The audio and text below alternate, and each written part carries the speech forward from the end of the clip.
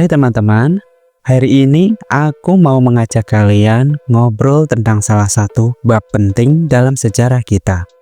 Bagaimana awalnya Indonesia bisa dijajah oleh bangsa asing?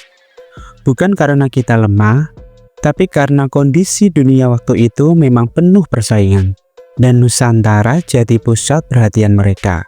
Yuk kita bahas bareng. Coba bayangin, dulu keadaan Nusantara di masa lampau. Di sini, tanahnya subur, lautnya kaya, dan yang paling penting, rempah-rempahnya melimpah. Rempah-rempah itu kayak emas di mata dunia, terutama buat bangsa-bangsa Eropa. Waktu itu, mereka sangat butuh rempah-rempah buat makanan, obat-obatan, bahkan pengawetan makanan. Tapi masalahnya, rute perdagangan ke Asia lewat darat yang biasa mereka pakai terganggu karena konflik di Timur Tengah. Jadi mereka mulai cari jalan laut untuk sampai ke sumber rempah-rempah itu. Nah, bangsa asing yang pertama datang ke Nusantara adalah Portugis.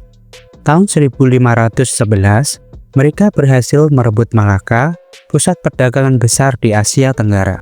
Dari sana, mereka terus melaju ke Maluku, tempat cengkeh dan pala yang super berharga itu tumbuh subur. Awalnya mereka berdagang biasa, tapi lama-lama mereka mulai memaksakan kehendak, bahkan pakai kekerasan supaya bisa memonopoli rempah-rempah di sana. Setelah Portugis, datang lagi bangsa Spanyol. Mereka masuk lewat Filipina dan mencoba bersaing dengan Portugis di Maluku. Tapi akhirnya mereka bikin kesepakatan lewat perjanjian Zaragoza yang membagi wilayah kekuasaan mereka. Maluku tetap jadi milik Portugis dan Spanyol fokus di Filipina. Tapi ya kita belum berhenti di situ.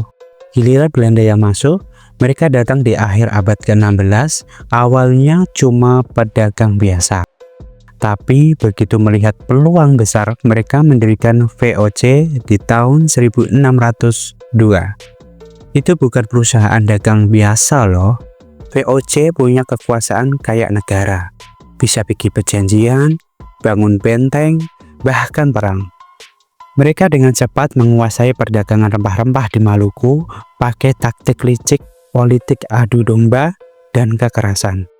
Pada tahun 1619, mereka berhasil merebut Jayakarta dan mengganti namanya jadi Batavia yang kita kenal sekarang sebagai Jakarta. Kalau kita pikir-pikir, kenapa sih mereka bisa dengan mudah menguasai kita? Ada banyak alasan.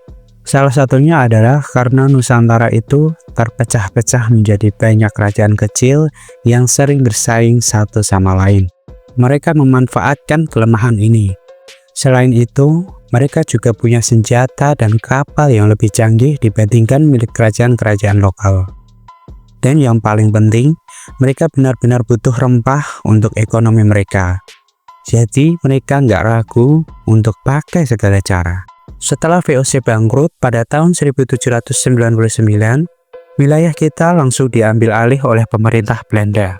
Penjajahan mereka makin terasa di abad ke-19.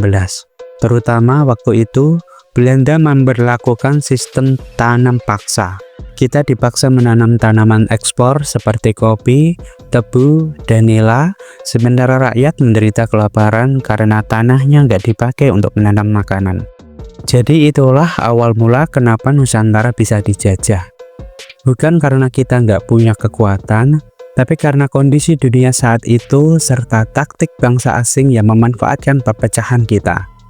Tapi dari sejarah ini kita bisa belajar satu hal penting, persatuan itu kunci. Karena ketika kita terpecah, orang lain dengan mudah memanfaatkan kelemahan kita. Dan sekarang, tugas kita adalah menjaga persatuan itu supaya apa yang terjadi dulu nggak terulang lagi. Oke teman-teman, sampai di sini obrolan kita. Semoga cerita ini bikin kita lebih paham sejarah kita sendiri ya. Jangan lupa terus belajar, karena masa depan yang cerah butuh pemahaman yang lebih tentang masa lalu. Sampai jumpa di video selanjutnya. Terima kasih.